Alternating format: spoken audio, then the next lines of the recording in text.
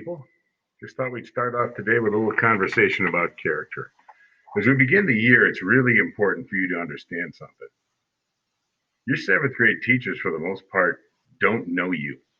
I mean, we might know who you are. We passed you in the hall. We might have said hello. We have some idea about brothers and sisters, but you, we don't actually know. So I want to tell you an important story here as it relates to how we're going to look on you, how the world looks on you. There was a college professor some years back teaching an advanced mathematics course called trigonometry. And at the very first test, he sat the whole class down and he said, I'm going to give you two tests today. The first one is in trigonometry. The second one is in honesty. If you're going to flunk one, for heaven's sakes, make it trigonometry. Because good people, a lot of good people, have flunked trigonometry, but good people don't flunk honesty. That's an important lesson. Think about it. We don't know you. So every time we interact with you, every time we see you, every time we see you interacting with others, we're making deposits and withdrawals from what I like to call your character bank. You have an account there. Every one of us does. And when people watch you, they say, man, look at him. Look at her. She just helped somebody who dropped something in the hallway. It's not even a classmate, but she immediately stopped and helped pick up the books, pick up the whatever, and gave a helping hand. Well, look at him. He opened the door for somebody, man, woman, boy, or girl, but somebody that had their arms full, just being polite. Look at this person who helped a stranger find out where they were going. Look at this person who helped welcome a new student. Those add and subtract to your character bank. There was quite a number of years ago a little incident. Now, at the time, the middle school was down in Liberty Hall. So we were down, way down in the, below the field now. And I was out on bus duty, and it was fairly late.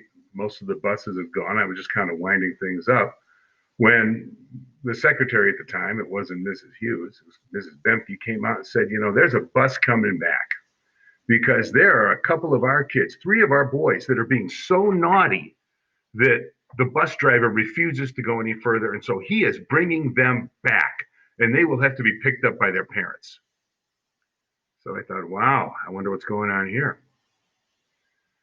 And the bus pulled up, and the door came open, and the bus driver said, I can't put up with this. This is too much. These little kids are they need some discipline.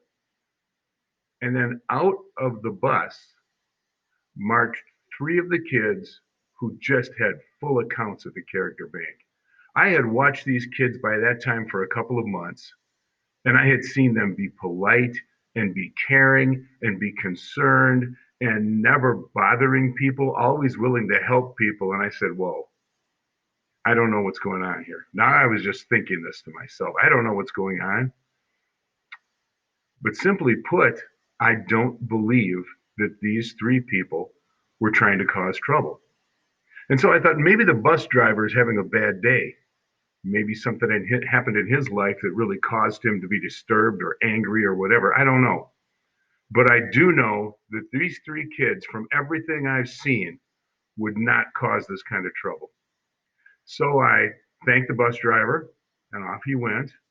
And I brought the three kids into the building, and I sat them down, and I said, look,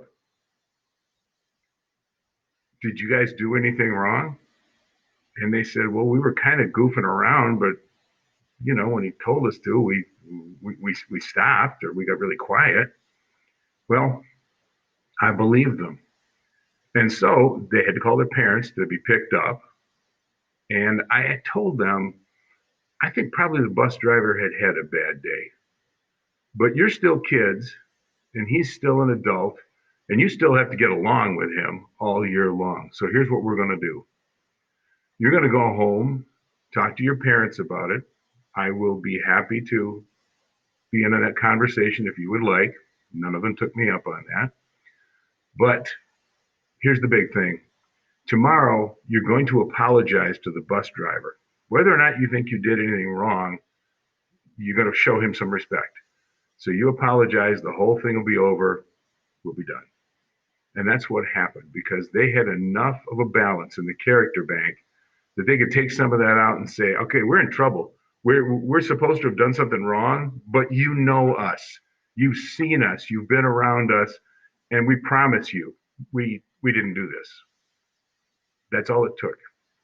So please remember, it's so important to be honest. I'm reading a book now called The Millionaire Mind. I've read it before a couple of times. Very interesting. And this man, Dr. Thomas Stanley, did a big study of millionaires, the most successful people in America financially. And he said, well, what's the number one factor that led to your success? You know what they chose? Being honest to everybody. The number one factor for their financial success. All right, tiny people, be good. Remember, to thine own self be true, and it must follow as the night the day. Thou canst not then be false to any man. Don't fool yourself. Be honest, be straightforward, be good, be helpful, be happy. Hasta la vista, babies.